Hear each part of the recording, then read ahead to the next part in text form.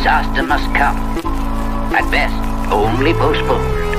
Shaolin Kung Fu, to survive, must now be taught to more young men.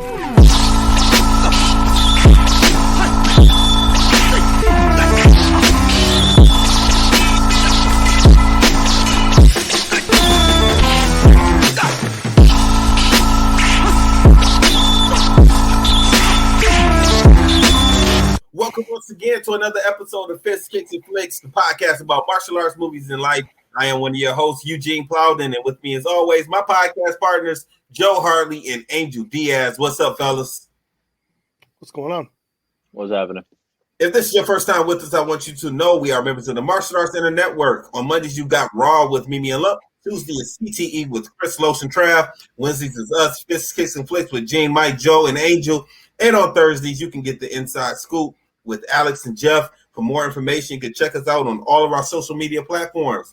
Just look for the Martial Arts Center Network on Facebook, Twitter, Instagram, and YouTube. Fellas, it's showtime. What's happening? Not much, man. It's a really chill weekend, so ready to do this. I feel like I just talked to y'all. Yep, pretty much. Oh, man. So, my sinuses are acting up, man. Allergies. And, the crazy thing about that, the first thing I thought of was not allergies. First thing I thought was, God damn it, COVID got me.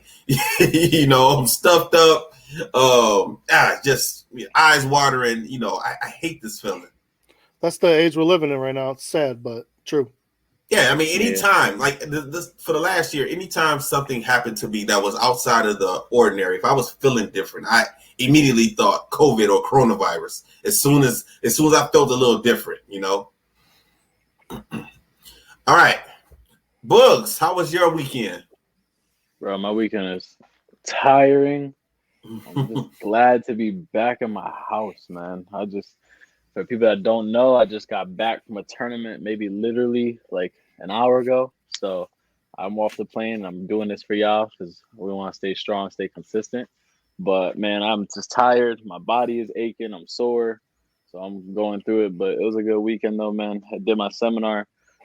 Ended up coming runner-up in open weight. So I got second. I lost by 1 point for the overall finalist in my middleweight division. And then team sparring champions. So that was pretty good. I actually fought with one of your guys, like Dojo Brothers. Actually. Yeah, I saw that. I saw you fought with Dwight. Yeah, I love fighting with him, man. That was a lot of fun, man. Fighting me and Dwight, we have a real good chemistry, and just the talk that happens between us. If people were to hear it, they'll think we're crazy. Was that your first time fighting with Dwight? That was my first time fighting with Dwight. Yeah. Was that your first time meeting him? No. So I met Dwight years ago. Maybe like 3-4 years ago when I really got to talking with Willie, and that's kind of how me and Dwight came cool, just because I'm real close with Willie. And then when I went down to Texas a few months ago, back in April, I saw Dwight, and we exchanged numbers, and I just told him, man, you ever need anything, just let me know. Real big shout out to Dwight though, man. He supported me. He supported my seminar, and then we ended up, getting that bag for team sparring, which was real dope. So yeah, man, it was Dwight's a real cool dude to fight with. When you say he's talking during the fight?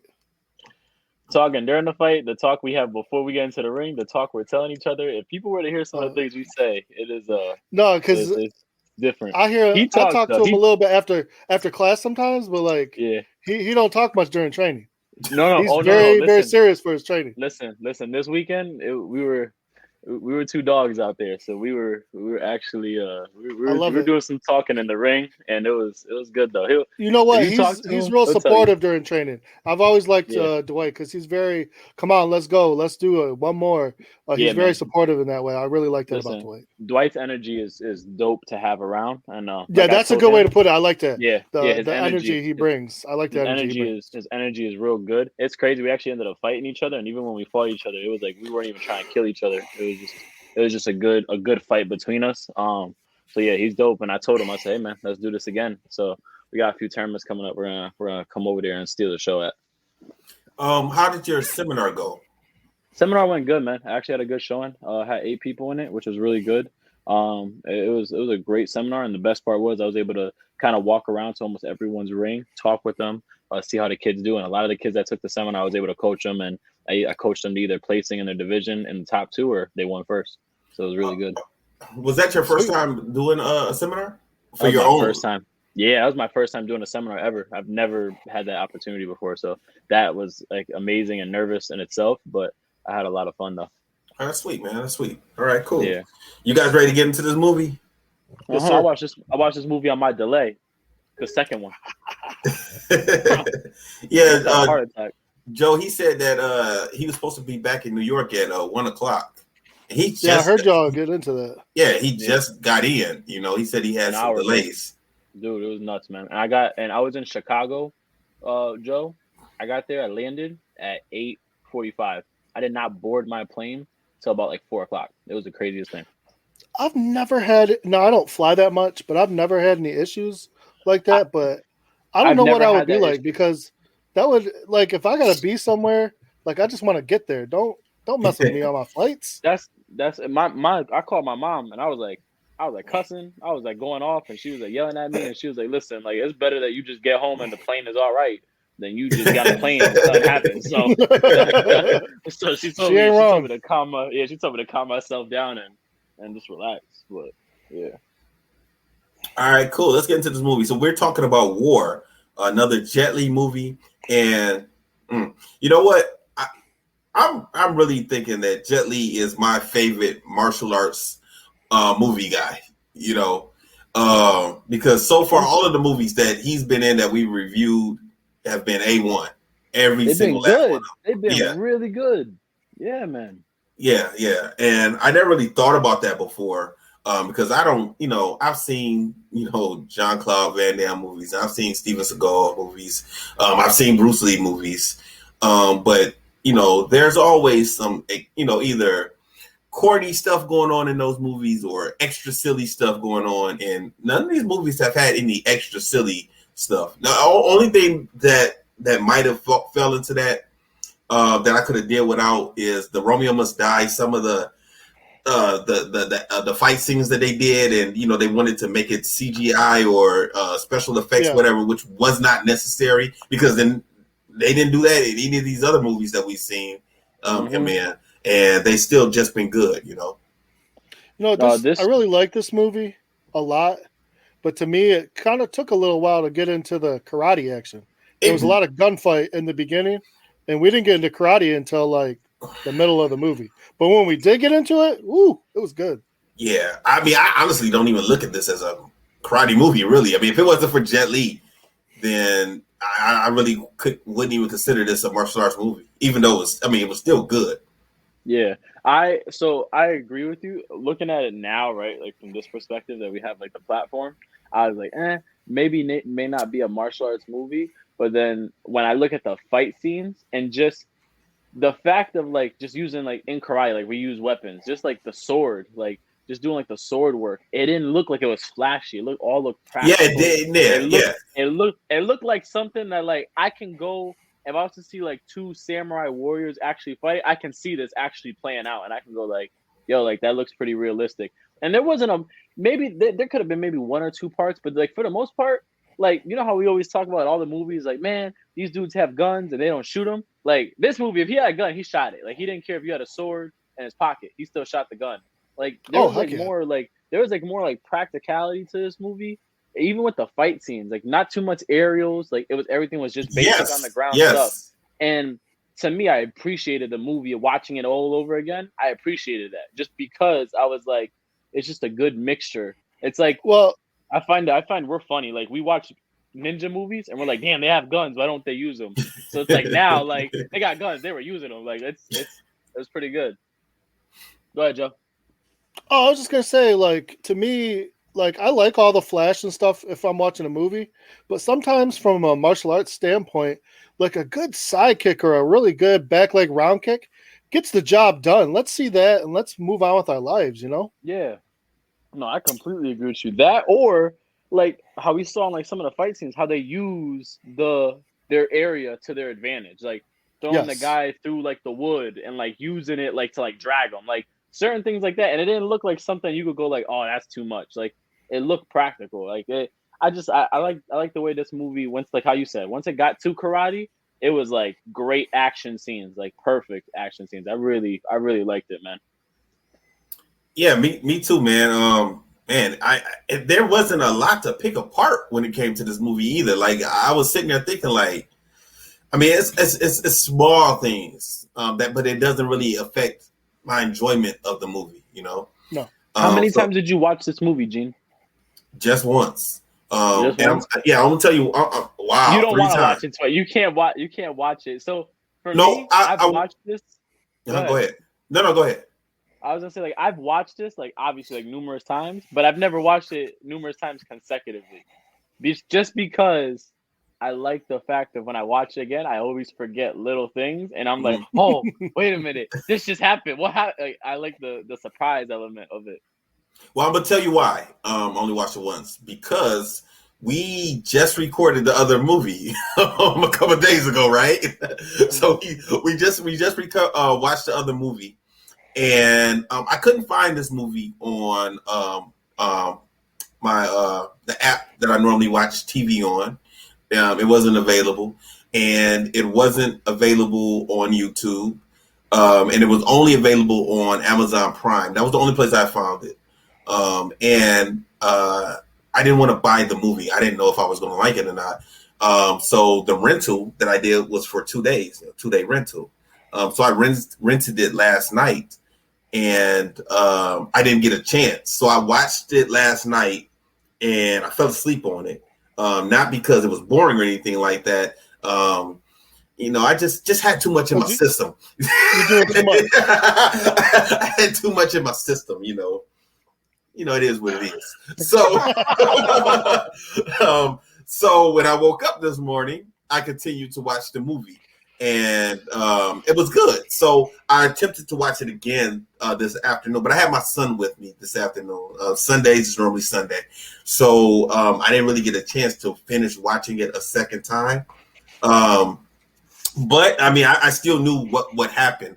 There's just small things that I was just a little confused about. Okay, so basically we have two warring factions. Okay, we have the Chinese Triad, and then we have the Yakuza, okay, yeah. And they're Japanese. Yeah. So I was getting confused at first. Who was who on what side?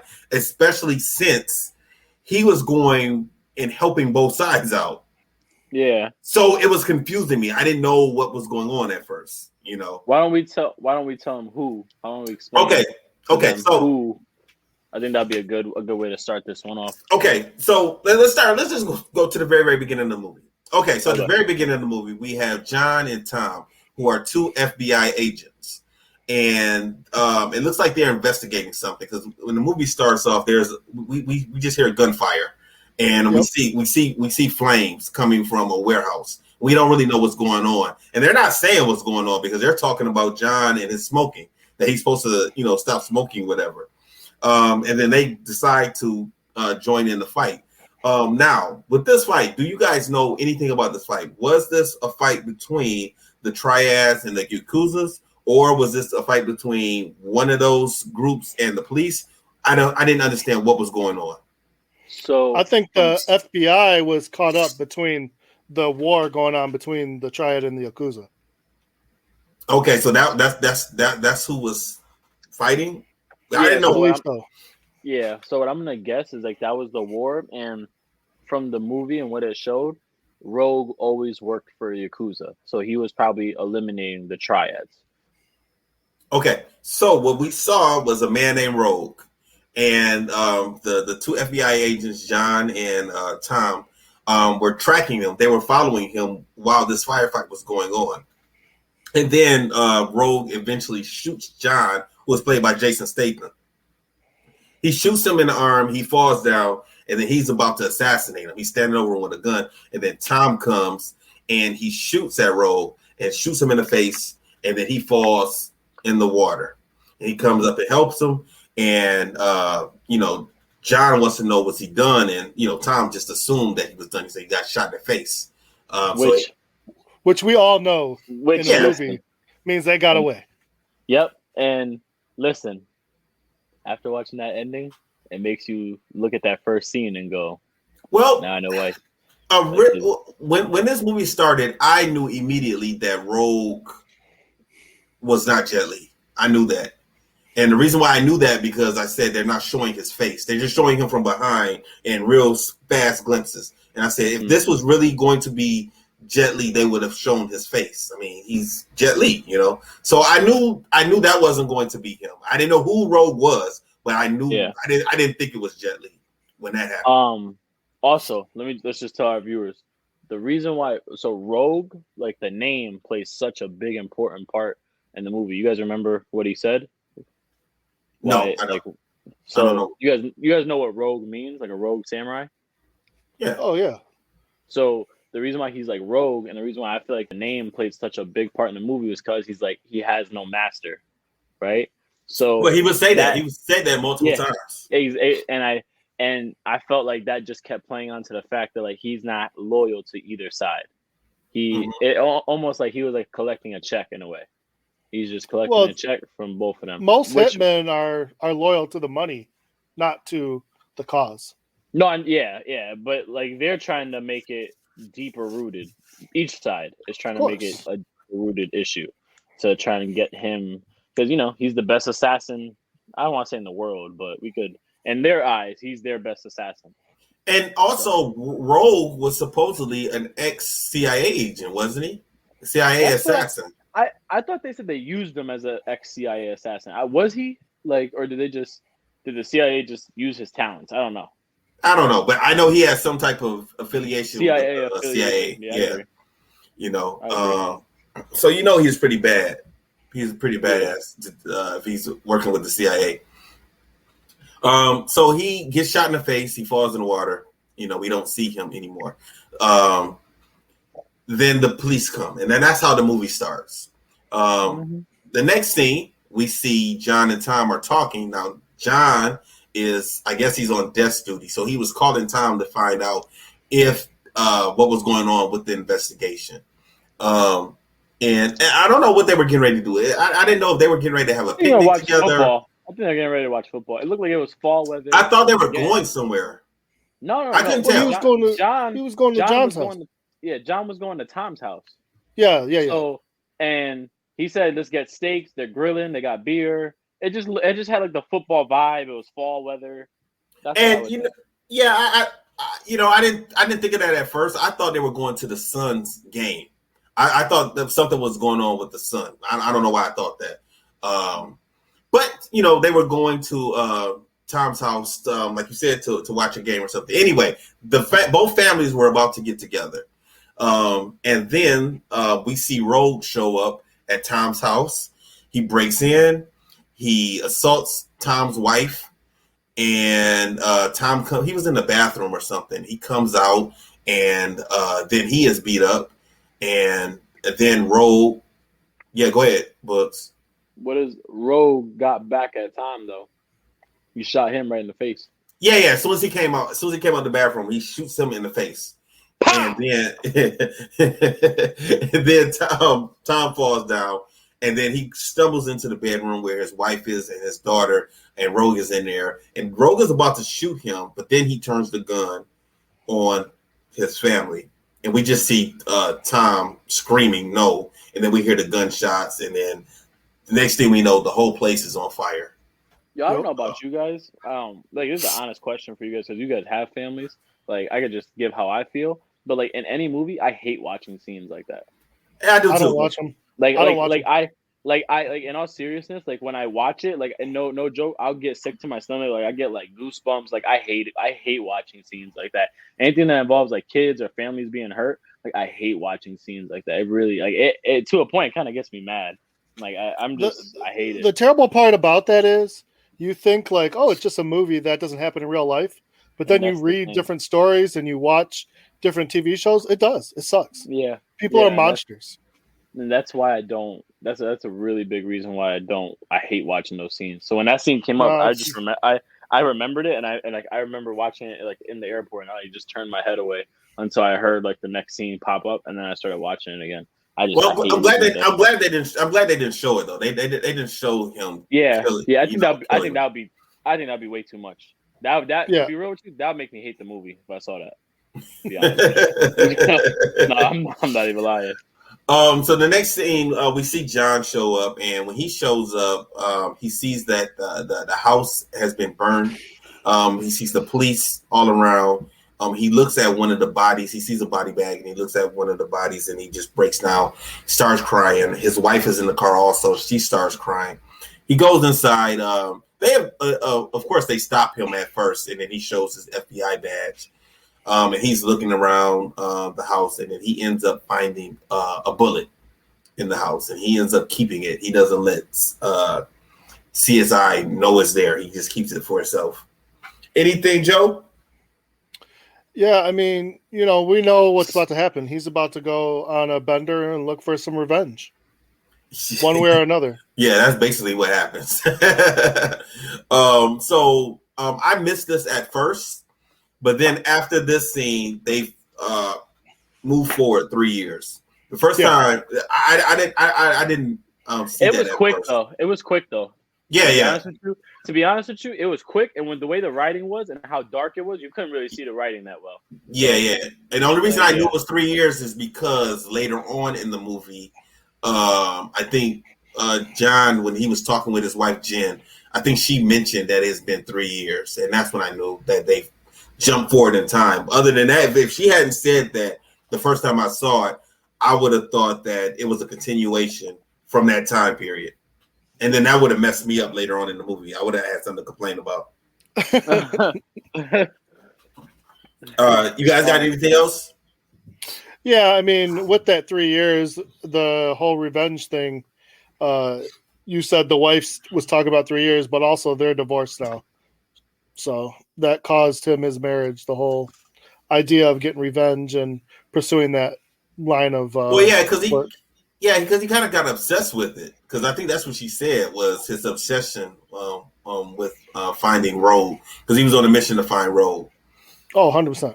Yeah. Which I thought was crazy. I kept wondering why. And then, yeah.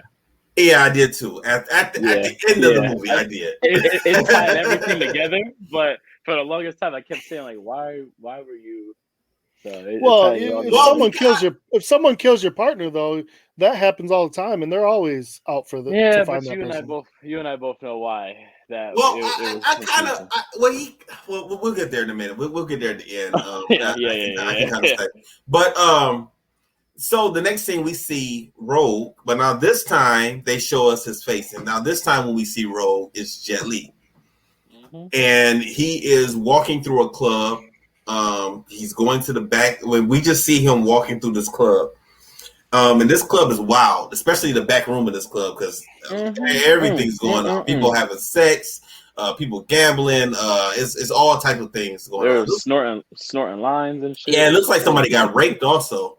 Yeah, you saw that, right? Yeah, because I saw the girl come out running and she was crying. Yeah, so I was like, "Wow, like this is a wild place." Yeah.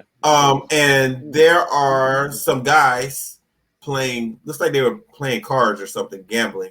There's a game. I know the game. I can't remember what the name is called, but it's a Japanese game. It's kind of like Crabs. You mean craps? Crabs. Same thing. No, crabs and craps is not the same thing. I don't want to play craps.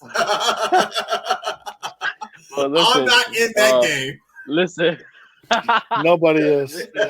Well, obviously somebody might be thinking it's okay.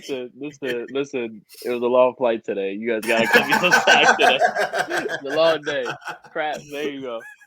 But yeah, it looked like they were playing that. But it's a Japanese game. I heard of it once. I just can't remember. Pai Cho or something like that, or yeah, I think that's what it is. I remember I saw it in like something like that. Tokyo Drift. They were playing it, so that's why I remember. But yeah. So. Okay. So as they're playing games, they eventually hear gunshots, and they know somebody is coming down this hallway. They end up sending their dogs down there to figure out what's going on. There's two Dobermans. They ended up sending them down there, and we kind of hear some noises, and then we hear the dog kind of whimpers. The dog comes back, it lays down, and the dog has a damn bomb strapped to his leash. Well, his collar. Okay, so now this right here, I had a problem with this in the movie. Okay. So 2 things. One, was it a flashbang? That was a bomb. Yeah, but you know what? Everybody didn't die. Like everybody did not blow up when it went off. Right? They were still in pieces. This is my reason why I say this. I wondered if it was a flashbang. Because how does the guy that's closest, like eyes, like he was like an inch away from the bomb, had no shrapnel, didn't have his face blown off, nothing. There was a guy in the corner, and he looked like he was like woozy and about to die, and something got punctured through him. So it made no sense how that one dude and everybody else, when it blew up, everybody like dispersed, like they flew back. That one guy stood right there and didn't like go nowhere. He just looked up and had blood all over him. Yeah, and it didn't even look like it was his blood. It looked like it was everybody else's blood. It made no sense to me. That was almost like a pipe bomb or something. But that's why I say, even if it explodes, he was like, I'm saying like he could like breathe on it. Like he was that close. So that was one problem I had in the movie. Just like that was one of mine. I was like, man, like he should be dead. Like, but he did die though. Didn't Rogue come in and shoot him? What? He shouldn't have had to shoot him. Yeah. Like that's like that was my problem. Like he should have been laying there. Out of everybody, he should have been the first one to die, basically. He should have been the first one to die, not the last one to live and be able to like actually like move around. That was my problem. But there was somebody else who lived. There was another guy who lived, and made no sense. That dude was a great actor because his eyes were rolling back for real. It was crazy. Yeah. So the FBI and the police get there and they're investigating. We find out that one of these guys is still alive, and John goes over to talk to him, and he almost got ready to torture him because he takes his thumb and puts it in a wound and say he was searching for shrapnel. And then the guy says that he would rather die before, he pretty much basically said before Rogue comes back, he'd rather die. Yeah, the crazy part was John put his thumb in there and he said, "Oh, nope, that's a bone." I was like, "Oh, that's so cool." That was gross. All right. You got anything, Joe?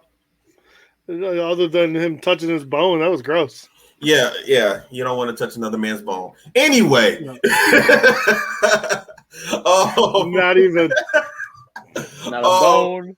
Don't add nothing else extra onto that word. You don't want to touch none of that. So anyway, fast forward a little bit, and John, he is asleep in his office. So then this is when we find out that him and his wife have now been divorced. And she says that, he's pretty much been obsessed with finding Rogue for these last 3 years. And it looks like John is like, he's like, I guess he's living in his office now. But he was having like flashbacks of the case and everything that Tom had went through, because he wakes up from like almost like a nightmare when he answers the phone.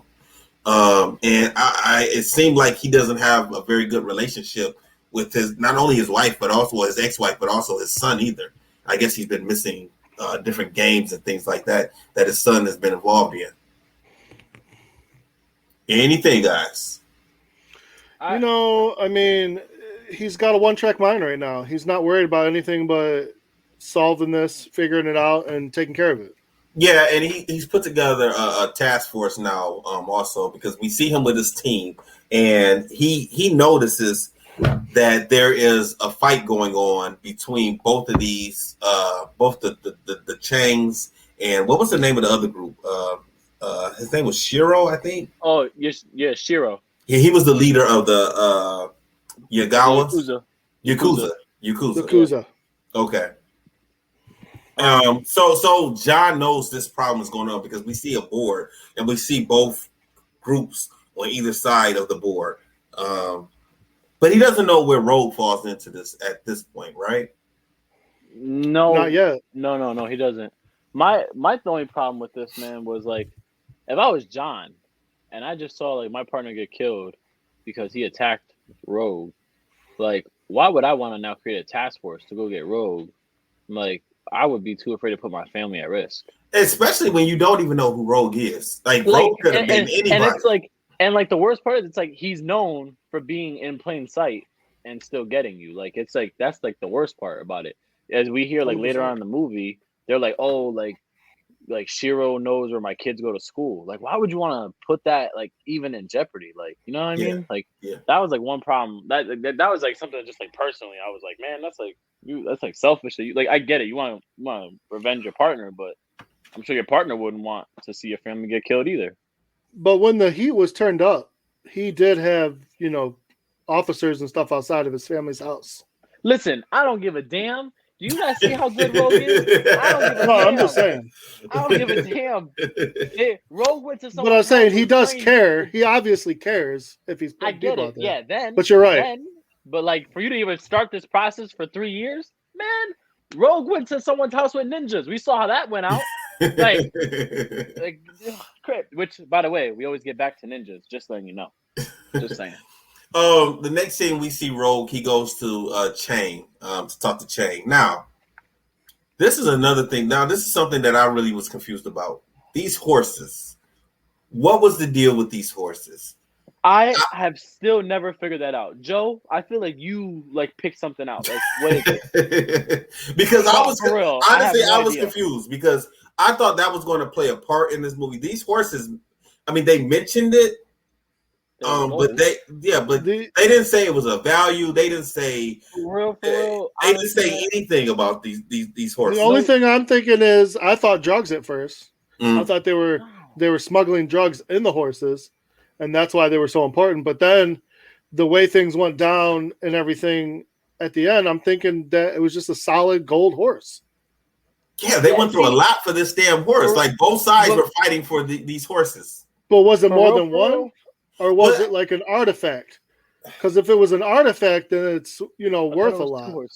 Yeah, it was 2 horses at the beginning of the movie. When they opened up the trunk of the car, we saw 2. But at the end of the movie, it wasn't 2. It was only 1.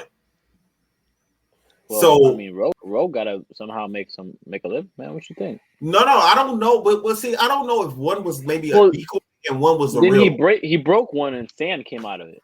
Right, because there was a fake. Well, this is my thing, though. See, so this no joke, Joe. Like, this is why I wanted you to describe it because you always pick up on like the things that like real fine details. Like, you're good at that, Joe. I could not like. I've watched this movie like at least 10 times. I still have never figured out what was the thing about the horse, like ever. They didn't say anything about. They never explained about the horse. To be honest with you, when they were talking about the horses, I thought they were talking about the cars at first. Like that was what they were calling them. Well, at first, I thought they were talking about real horses because. When they were talking about the horses, they were looking out the window, and Chang's wife was on a horse. So at first, I thought it was something to do with that, and then I thought it had to do with Mustangs, the car. Yeah, I was lost. Like when they opened up the trunk of that car, and it was 2 like statue horses in there. I was like, I don't like. Maybe there was something on the inside of them. I didn't know. I didn't know what was going on. That was my original thought because I've seen movies where they're moving, artifacts with drugs. Yeah.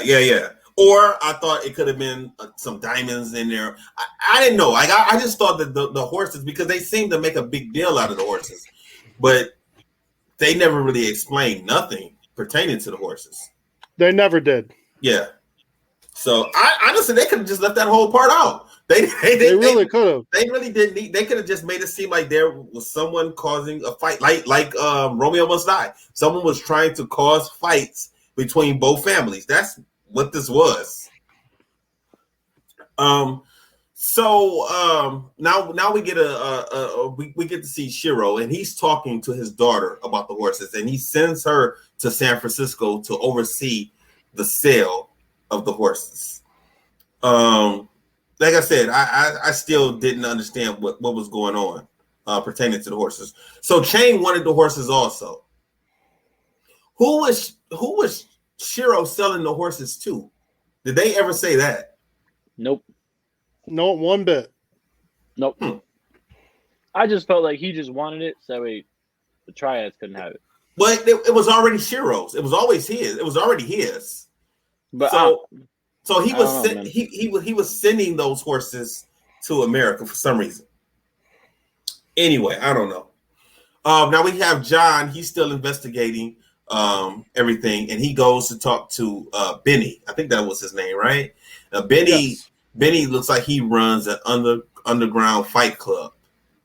This is another part that confused me. So he talks to Benny, and Benny takes him. Now, we find out Benny is also an FBI agent, and he's undercover.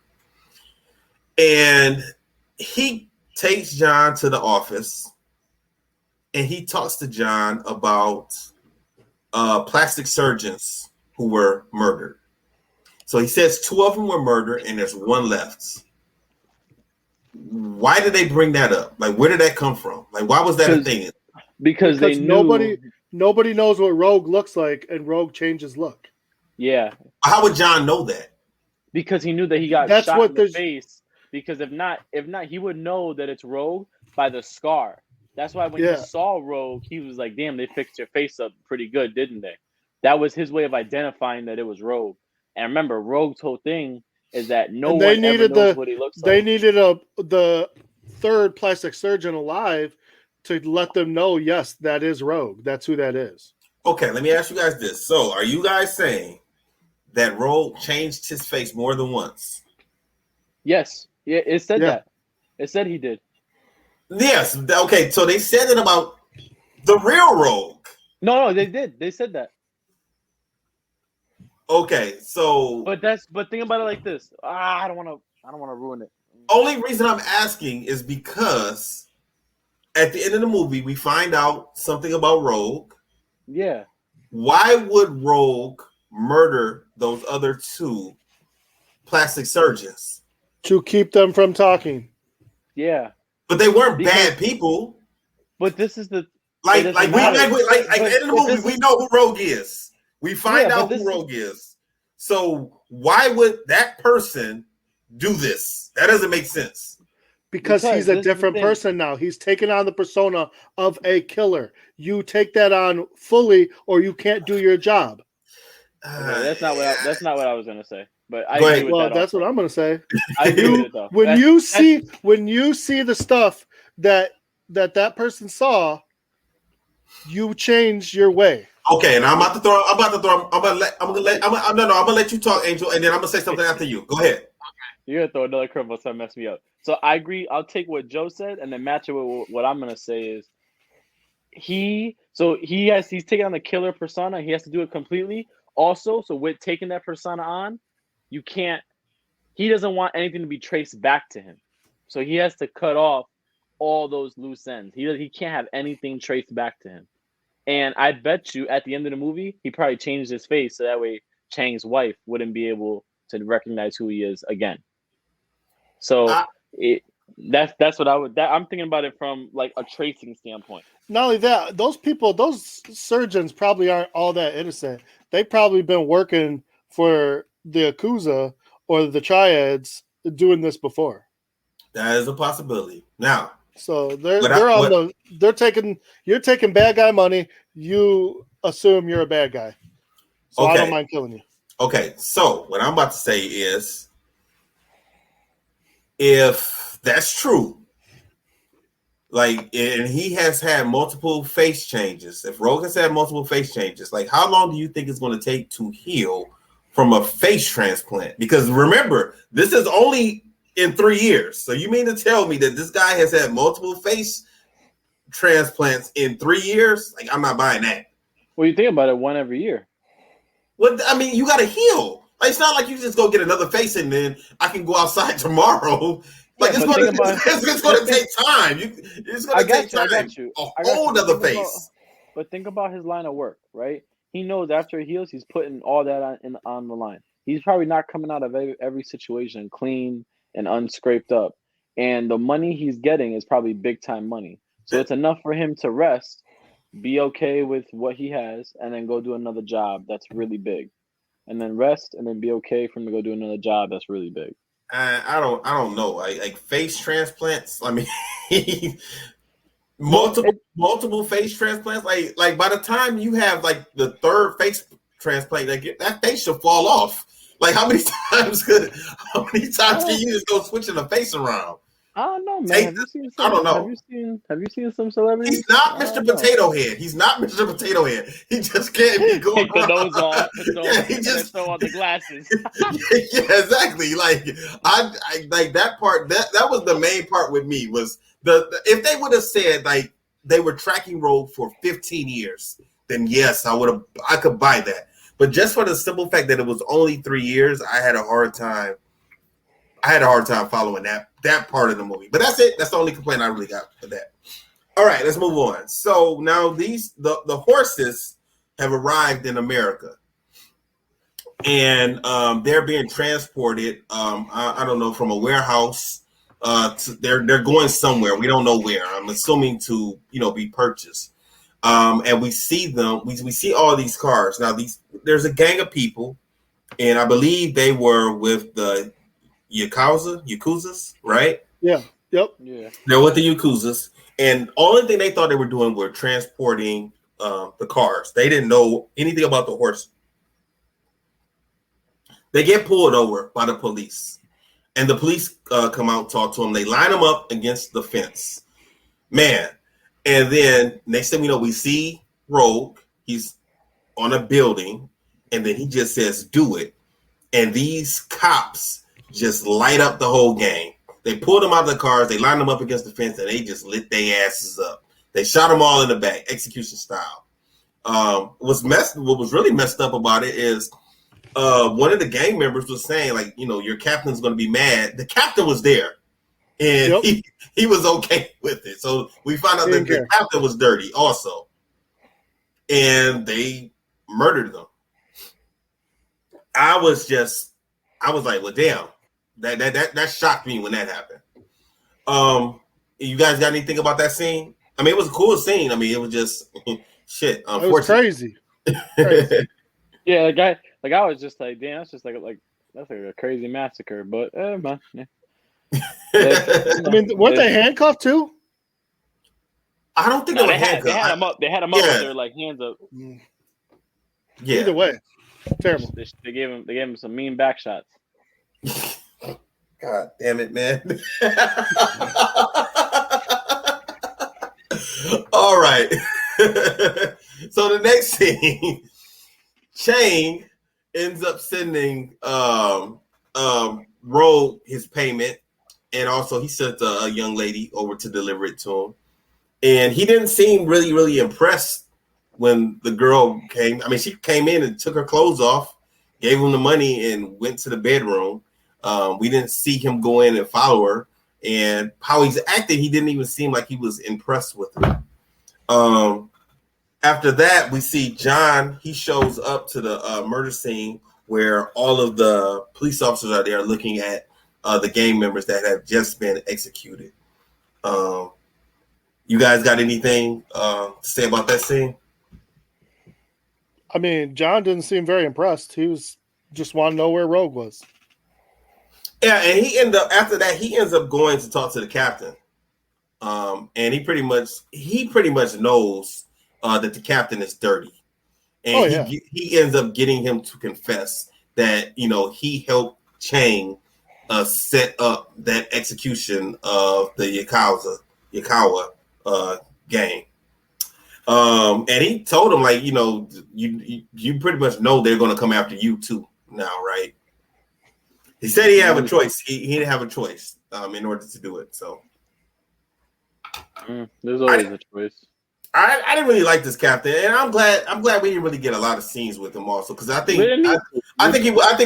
have got irritated by him. We didn't need to, because his responses were stupid as hell anyways. Yeah. For real, bro. Like, his responses were just annoying. Like, we didn't need to. Well, that's what he was there for. Now, Shiro's daughter, she was a badass. I really wish we could have seen her do something, like some more fight scenes or something. That's why I thought we would. I said the same thing. Second movie. Sorry, they could have a second movie.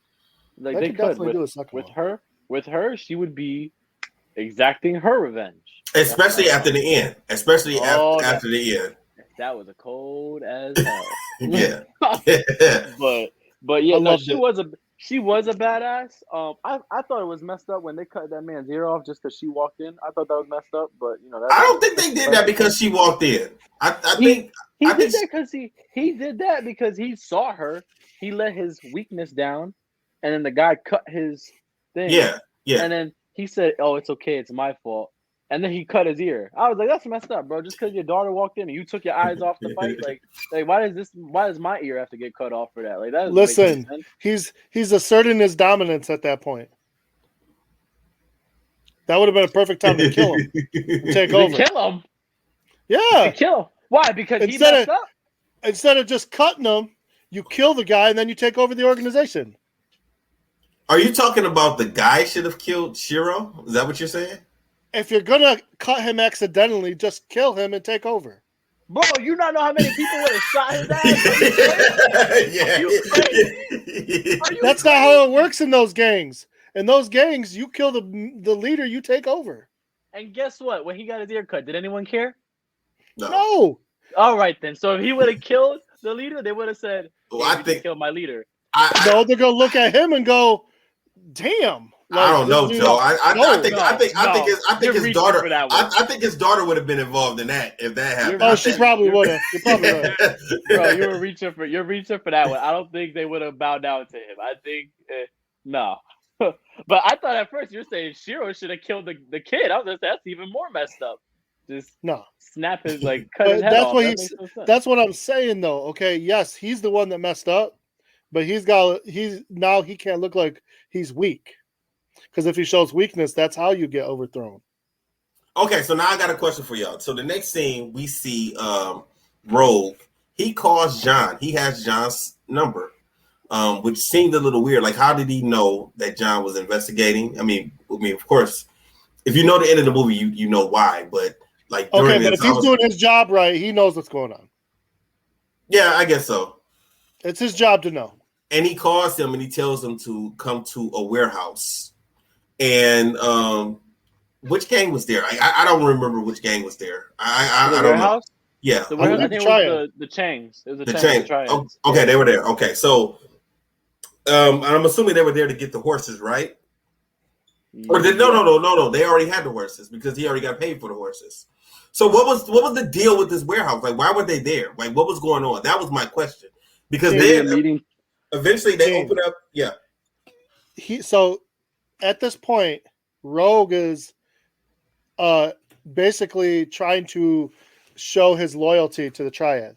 So this is his way of saying, hey, I'm worth hiring, because he told them, hey, the police are on to you, move your stuff out of the warehouse.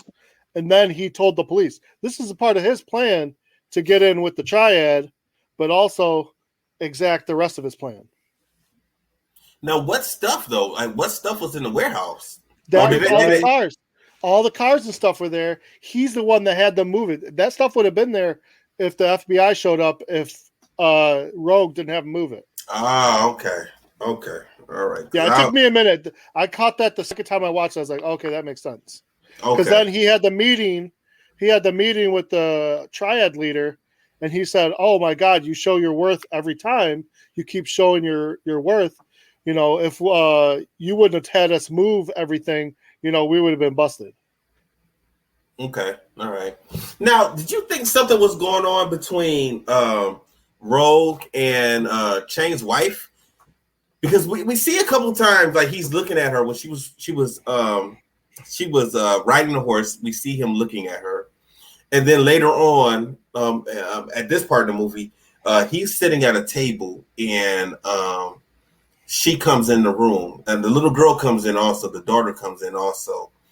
And I thought, like, were they going to try and make them have some type of romantic situation going on? It did not happen, but just how they were doing different things, I thought that was going to happen. Did you guys feel that way? Well, based on the ending, we know why. Yeah. What about you, Boog? Before that, no. To be real with you, like, watching this over again, it's so tough because I kind of knew what was gonna happen. But I still look at it from like a normal standpoint. To me, man, I just really don't. I just can never get over how no one picked it. Well, people picked it up but like no one really thought to like dive deeper into like why he wanted to show that loyalty. You know what I mean? Okay. I never really like understood like why people didn't question it more. But as we see, once people started realizing like he was doing some funny business, he started just taking them out of the picture. Which I'll tell you what, man. When he killed that dude with the sword, that was messed up. That was badass. But he like stuck him and held him up. Like that was. You mean when he put the sword sleeve in his mouth and then pulled it out? Is that the part you're talking about? Yeah. And then went pa and like had him, and he like stuck him like he like held there like that to me that was messed up. I was like, you didn't have to do him that way. Listen, now, there was 3 death scenes that I thought were gruesome. And that was one of them.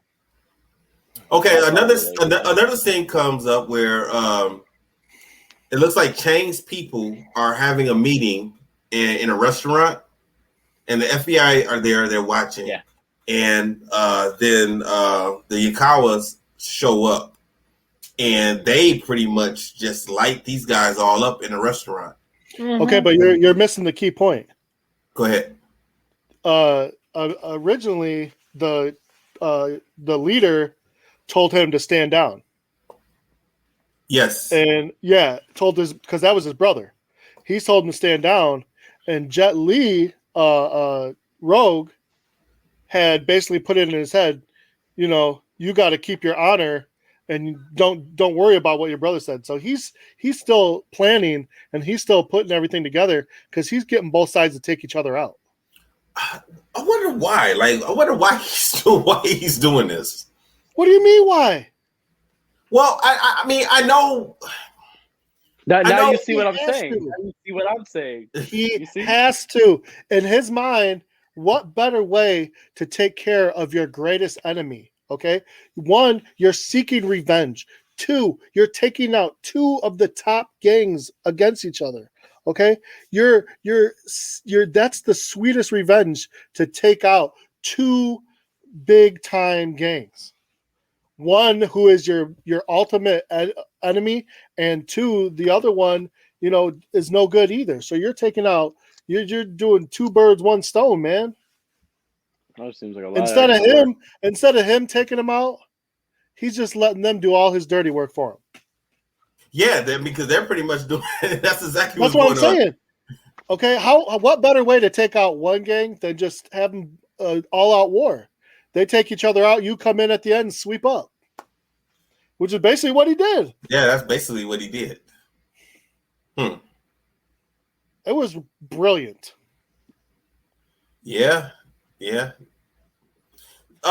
So now he's, we see him talking with the Yagawas also. And I thought there was going to be something going on with the daughter also, because she kind of is a little bit flirtatious with Rogue. Did you guys see that or feel that something was about to go on with them also? I thought she hated him. I think she was wondering about him. Yeah, I don't think she was flirting. I thought she didn't trust him.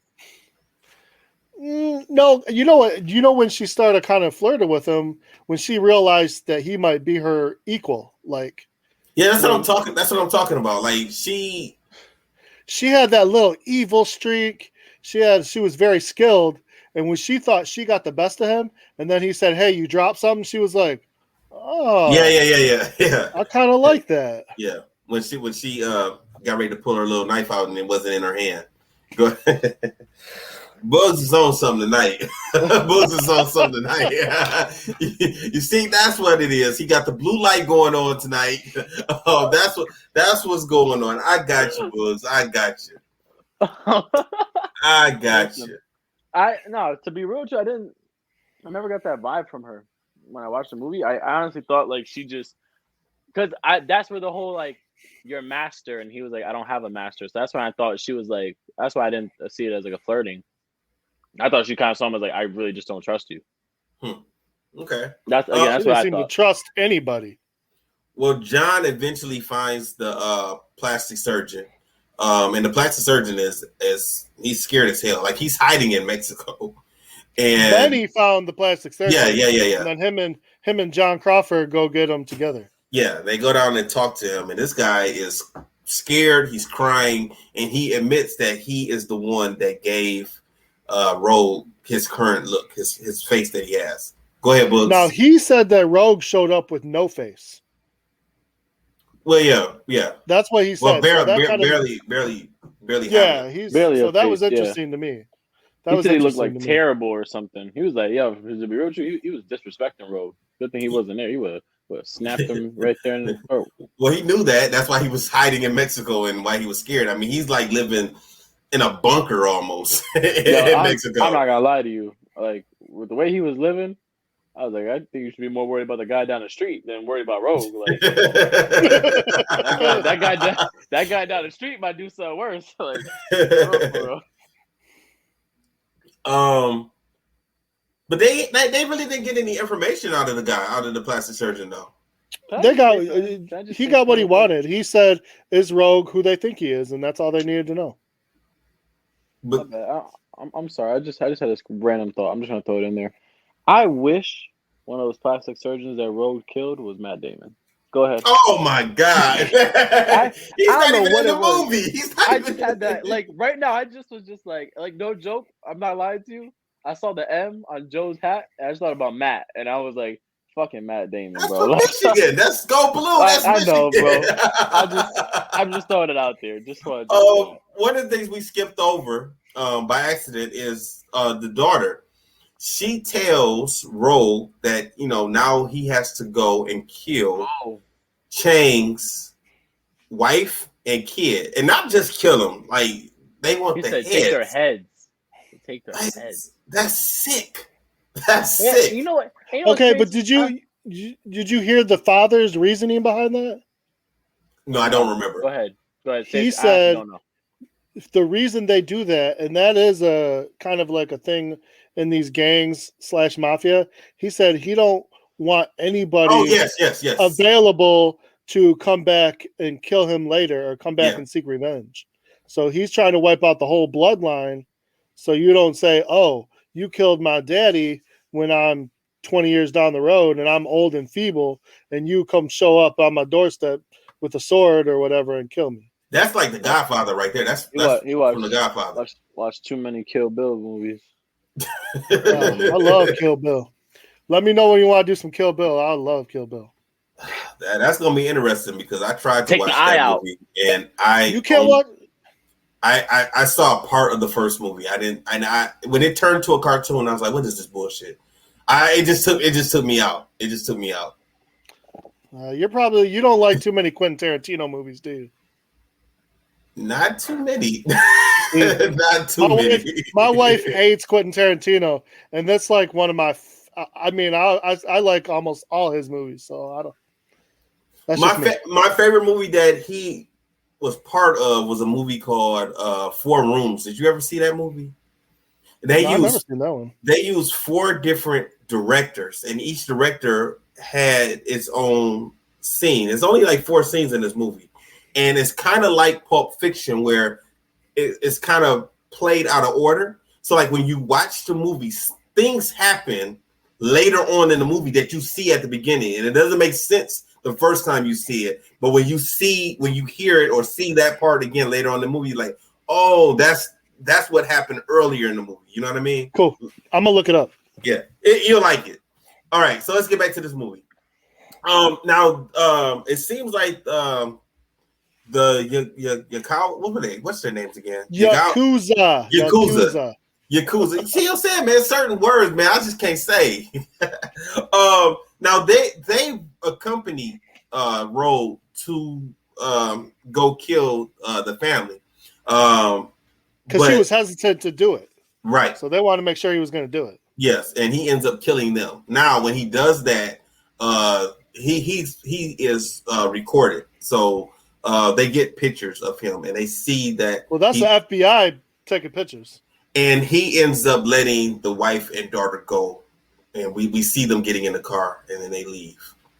I thought that was. Hold up. Yeah, go ahead. Hold up. So now we're talking about that. 2 of those scenes were the last 2 that I thought were real gruesome. He chopped that guy's head off. You mean one of the guys outside? Yeah, you don't remember when he did that? Like he's walking, and he just turned around and went, and the guy with the long hair that wanted to cut the heads off of the wife and children, he cut his head off, cut it off clean. Now that was one of the brothers, right? Oh, was that one of the brothers when that happened? I thought that was just one of the 4 people that walked around with Shiro everywhere. Okay, all right. So then, no, I know who you're talking about. The brother was the one that got stuck up in the concrete. Okay, on the bike. I know who you're talking about. So then John takes pictures to Shiro and shows him the FBI pictures of Rogue and what he did. Now, this is when I started to get confused. I was like, well, he knows him. Like, why would he take... I didn't understand, why he took him the pictures. Now, at the end of the movie, I found out. But I didn't... Well, I was lost at that point. But before that, my reasoning behind it kind of was that he was trying to smoke Rogue out. If the Yakuza are no longer protecting Rogue, then that left him in the open for him. Okay. That's the way I took it. Okay. What do you think, Books? I took it as,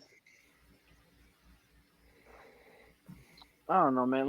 I feel like Crawford, when he took the pictures to him, I feel like he was trying to bait Rogue out. That's what I mean, yeah. But I feel like when he was trying to bait him out, I don't know.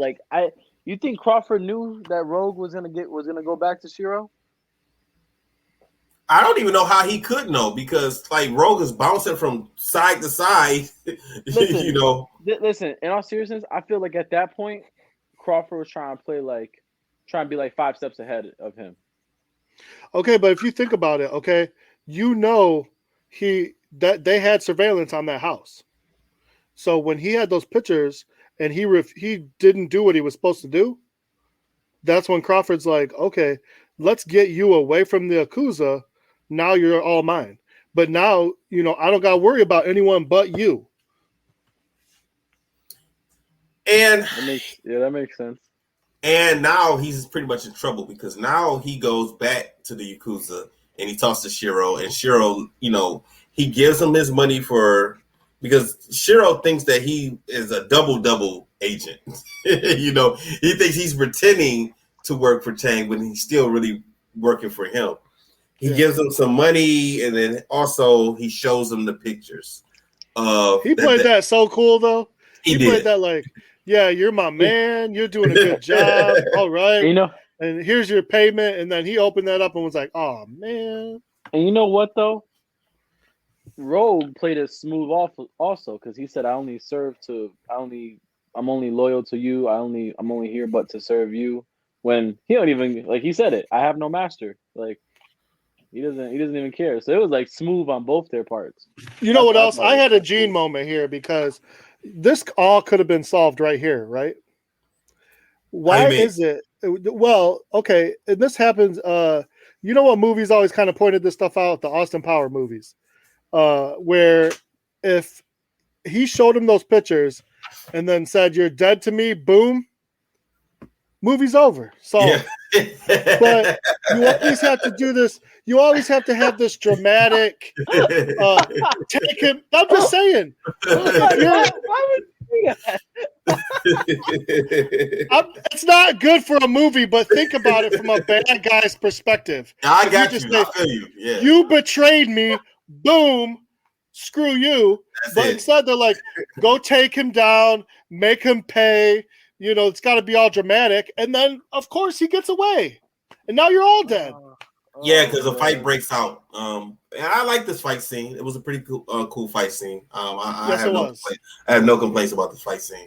Okay, so let's be real. Did you guys like how... Okay, this is me. I feel like Shiro should have killed him. Why? I feel like if Shiro practices katana from what we saw, I feel like he should have killed Rogue. And it looked like Shiro had more technique. But Shiro was not. I mean, Rogue was killing people throughout the movie. Like this is what he does. I know, but I'm saying though, like, but yeah, I get it. But I'm saying like if we're looking at it like from like a purely like I'm watching it from like a visual standpoint, like Shiro had cleaner cuts, he had like more technique. It looked like Rogue was just swinging the sword as hard as he can.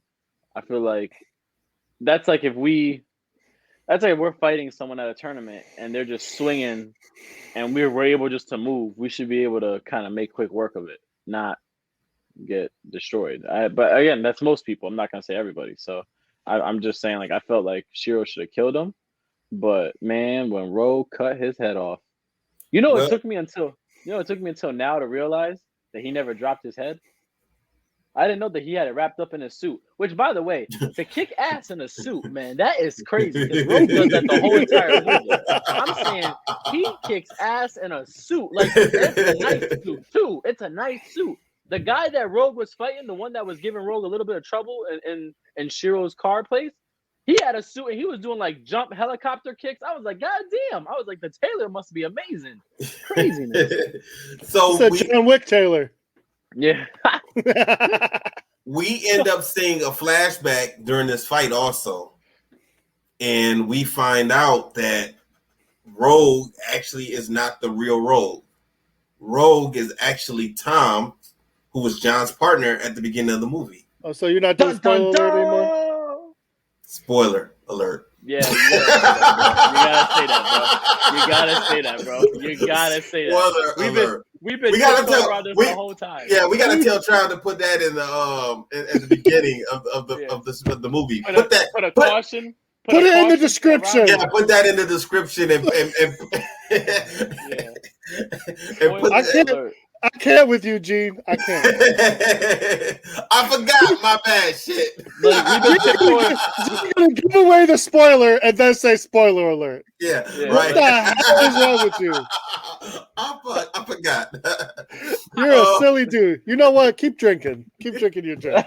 There we go. I got my red cup. I love it. It's great. That red cup is why Joe almost died before we even started the damn podcast. I'm feeling good, man. It's Sunday. I got to work tomorrow. Anyway. Gotcha. So we find out that it's really Tom from earlier in the movie. So basically, Rogue broke into his house, killed his daughter and his wife. And then he jumped up and he ended up fighting Rogue. And we see that Tom has had martial arts experience. And he pretty much beats up Rogue, kills him, takes his mask off, puts his own out. It was kind of slick how he put his own wedding ring on Rogue. And then he just pretty much set the house on fire, So the body was going to be identifiable, So they knew. He took off in that nice car with the passports and the money. Yeah. We also we found out before he killed Shiro that it was John Crawford that set him up. That told him that had told the Rogue where he had lived. Yeah. So Crawford was under Shiro. Which was also another crazy reveal. Yeah, and it was messed up, man. I mean, because he explained it later on, because he said that he thought that they were just going to rough him up. He didn't know that they were planning to kill him, which is dumb. I don't know if I believe that. 1, unacceptable. 2, stupid. You're dumb. You don't do that to your partner. 1. And 2, when do you ever think a gang or the mafia ever says, "Oh, we're just gonna rough someone up and then kill"? Like, when does that ever happen? Never. Yeah. You're dumb. To be real with you, why would you let your own partner get roughed up? Like, just that. Like, did they even explain why?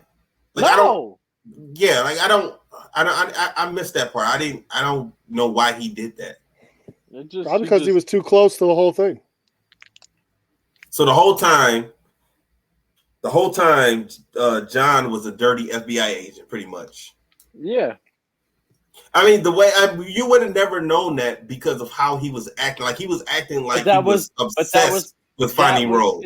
That was his. Okay, obsession. but then look at it from straight lined it. Yeah, because now he's actually doing this all out of guilt.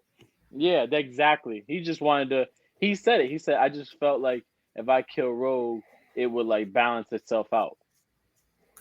That was his only reason for doing it. But like I said, man, like if that's your partner, like why would you even let him get his ass beat? Like, you know what I mean? Like why? Like why? Like wow, I don't know, man. A good example was this weekend at the tournament. Like I don't like. I'm not a part of Dwight's team. I'm not a part of Plowden, but I'm fighting with Dwight. I got his back the whole weekend, making sure nothing happens to him. So it's like, why would you do that to a partner that you work with for years? It just makes no sense. That's just me. Right. So we also see Rogue ends up sending the horses to Chang's wife. We saw one horse. Yeah. I don't know.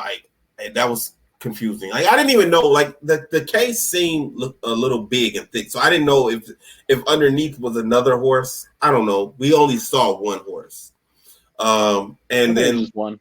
And then he sent it with a note that said, "Start a new life." Yeah. And then he sent something to Shiro's daughter, and it was Shiro's head. And it also said, "Start a new life." She closed that really, really quick. So now I see why you said like there should be a sequel. You know, her going after Rogue. I definitely would agree with that. Wait, she made that mean face too. Like she was like about to exact revenge. She was shocked at that point, so she could definitely exact her revenge. But we forgot the last scene where they had the sniper to kill Rogue. Rogue and John kind of face off against each other, which was kind of a weak fight. It was the last fight.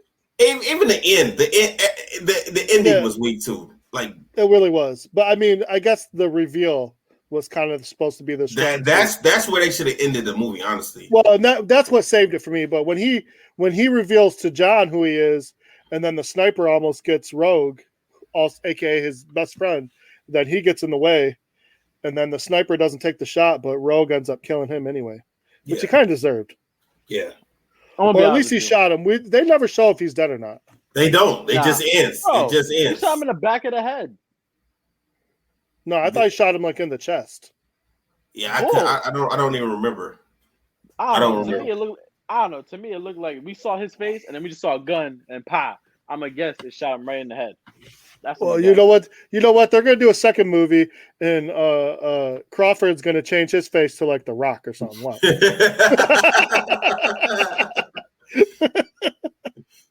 Or like John Cena, something stupid. Yeah, we don't really see where he gets shot at. We don't see it because he falls like forward. Yeah, he falls because the sniper has the shot. And he jumps in front of him, and then we see Rogue with the gun, and we assume he pulls the trigger, and we just see John fall down. Hell, he could have shot him we never see nothing. He could have shot him in his shoulder for all we know, because that's what I'm saying. Right after that, we just see Rogue driving away. We don't see. What was that car? Does anyone know what that car was? That was a nice car. Yeah, it was a nice car. I don't know. And it looked great, but if I was him, I would have took all those Ferraris and all that other stuff. That was me. That's what I would do. All right. So, what would you guys grade the movie? A-. I agree. I give it an A-. A-. I think it was better than Cradle to the Grave. Yeah, I'm gonna give it an A. Opinion.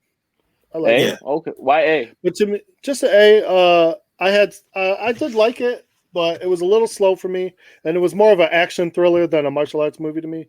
You're right about that. I give you that. It was. But I really did like it. And again, you know what? Jet Li, a man of very few. What do you say? 12 lines in this whole movie? Oh, yeah, we said. Yeah. He does. That's another thing I noticed. Like, he does not talk in a paragraph. Not at all. He just one paragraph, the whole thing. You know what I did? You know what I did also, and I'm probably going to keep doing this for all of the movies that I watch, but I watched this movie with the subtitles on, and it helped me out. Yeah, I think you might have said that before, and it kind of helped out watching the movie. just understanding and comprehending and not missing something. So I'm probably gonna keep doing that. That's what to be honest with you, I used to hate watching anything with subtitles, but now I kind of like it. To me, it's cool. I like it. Well, good, because we're missing out on some of the best Jet Li movies that have subtitles. Dude, please don't start, because then Jeff is gonna start. Jeff is gonna get on me. Honestly, man, I didn't think Fist of Legend. But tell me I'm wrong. Hero and Fearless are two really good movies. Fearless, yes. Hero, I wasn't a big fan of. Oh, I liked Hero a lot. See, what about Crouching Tiger, Hidden Dragon? You know what? When I saw that movie, I think I was on a date at somebody's house, and I don't remember that movie.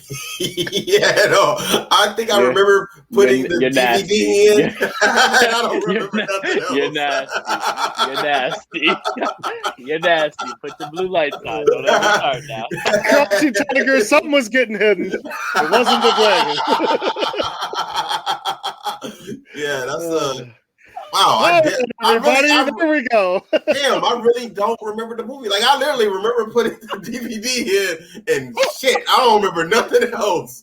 Wow. Okay. I mean, what's popped off? What's no? Oh, my bad. What's new? What's next? What's next? Snake Eyes. Snake Eyes. Okay, that's next week. Snake Eyes. Yes. Okay. Listen, Snake Eyes is the martial arts movie. I know people are trying to say, Jeff Dawson trying to tell me it isn't. It has they have a gi. They literally have a gi. They show him doing karate. I'm gonna be honest with you. Here, hold on. Let's just give real quick our pre-thoughts.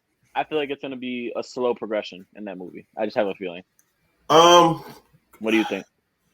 I don't know what to think about this. I don't know what to think about this movie anymore because before the movie came out, when I saw the trailers looked cool. Some people who I know that I value their opinion, they did not really care for the movie too much. I have not read anything. I just know that people have posted that they were disappointed by the movie.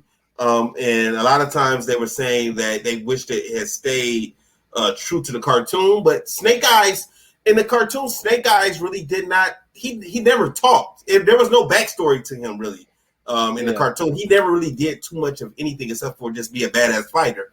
So I don't know if you were expecting him to stay true to the cartoon. I don't know what you would have expected by watching this movie. You know what I mean? Because he was just there in the cartoon. He was just a cool character. So I don't know, man. I hope it's a good movie. I'm looking forward to watching it because, like I said, when I saw the trailers before the movie came out, it looked good. So hopefully it is. No, I agree. Okay, so you got anything else, Joe? I'm good. All right, so that's it for this week. Fist Kicks and Flicks. Make sure you guys tune in next week. Like we said, we're going to review Snake Eyes. Hopefully, knock on wood, it's going to be a good movie, especially after we just had 4 very, very good Jet Li movies. Yes.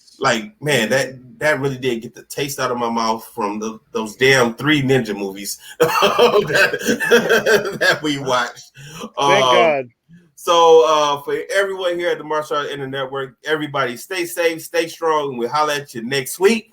Director, play my music. Disaster must come.